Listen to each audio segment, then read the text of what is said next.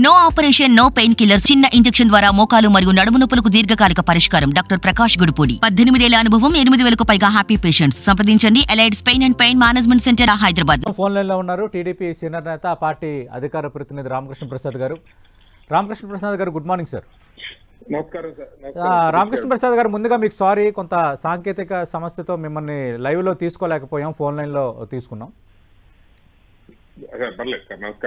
Sir. అదే నిన్నటి వ్యాఖ్యల పైన వైసీపీ స్పందన చూసాము. 3 నెలలు కాదు, 30 సంవత్సరాలైనా టీడీపీ జనసేన ప్రభుత్వం రాదు. గతంలో టీడీపీని తూర్పారబట్టిన పవన్ కళ్యాణ్ మళ్ళీ ఇప్పుడు టీడీపీకి జై కొడుతున్నారు. మేము చేసిన సంక్షేమం, మేము చేసిన అభివృద్ధి, మేము అమల్లోకి తెచ్చిన కొత్త పథకాలు, వాలంటీర్ వ్యవస్థ, ఇవన్నీ కూడా రేపొద్దున మాకు శ్రీరామ రక్షగా ఉండబోతున్నాయని వైసీపీ నేతలు అంటున్నారు. నమస్కారం సతీష్ గారు. నమస్తే సార్. నమస్తే. చర్చలో పాల్గొన్న మిత్రులిద్దరికి కూడా నమస్కారం సార్.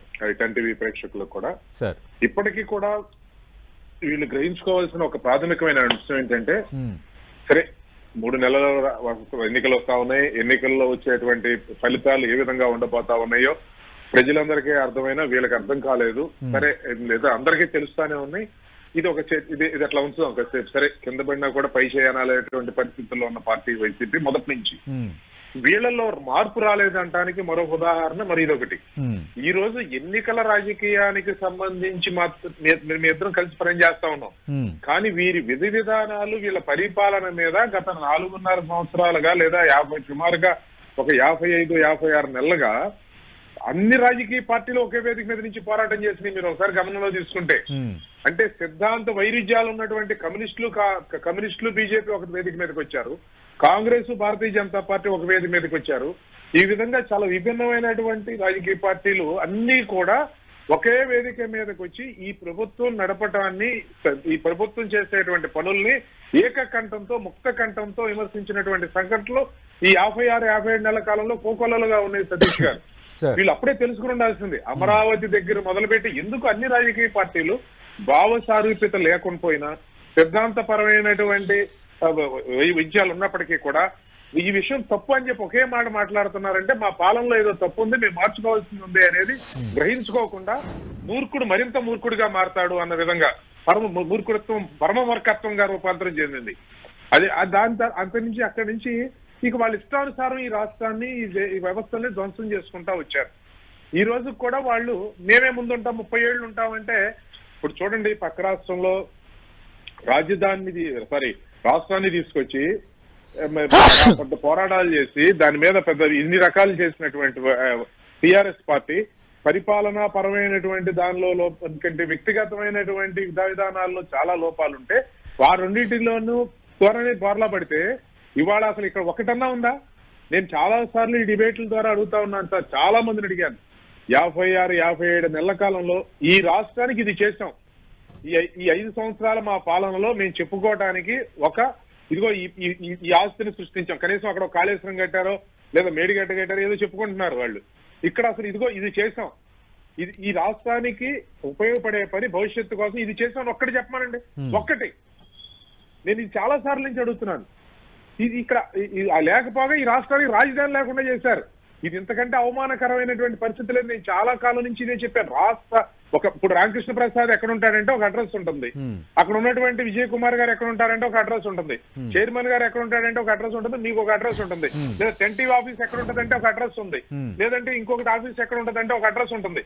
అడ్రస్ లేనిటువంటి వ్యక్తులను ఏమంటామండి అంటే అనాథలు అంటాం, లేదంటే అడ్రస్ లేని వాళ్ళని ఏమంటాం? అసలు ఈ రాష్ట్రానికి అడ్రస్ లేకుండా చేశారు. ఈ రాష్ట్రానికి ఏది మీ రాష్ట్ర రాజధాని అంటే అడ్రస్ లేకుండా చేశారు. ఇక అంతకంటే అవమానం ఉంటుందా? ఇక అంతకంటే అవమానకరమైన పరిస్థితి ఇంకెవరికైనా ఏ దేశంలో, ఈ ప్రపంచంలో ఎక్కడైనా ఏ పౌరుకైనా ఉంటుందా? ఆంధ్రప్రదేశ్ పౌరులకి అవమానాన్ని మిగిల్చారు. మీరు పక్క రాష్ట్రం వెళ్తే ఏమైనా మీ రాజధాని ఏది అంటే ఇప్పుడు ఎవరికైనా మీ ఇల్లు ఎక్కడంటే చెప్పుకోవాలి, మీ నాన్న ఎవరంటే చెప్పుకోవాలి, లేదంటే నువ్వేం చేస్తున్నావు అంటే చెప్పుకోవాలి. ఈ 4 ఉన్న వాళ్ళని గౌరవంగా ఉన్నటువంటి వ్యక్తులుగా భావిస్తూ ఉంటాం. లేదంటే అనాథన్నా అనుకోవాలి, లేదంటే వాళ్ళు సరైనటువంటి రీతిలో లేదంటే అనుకోవాలి.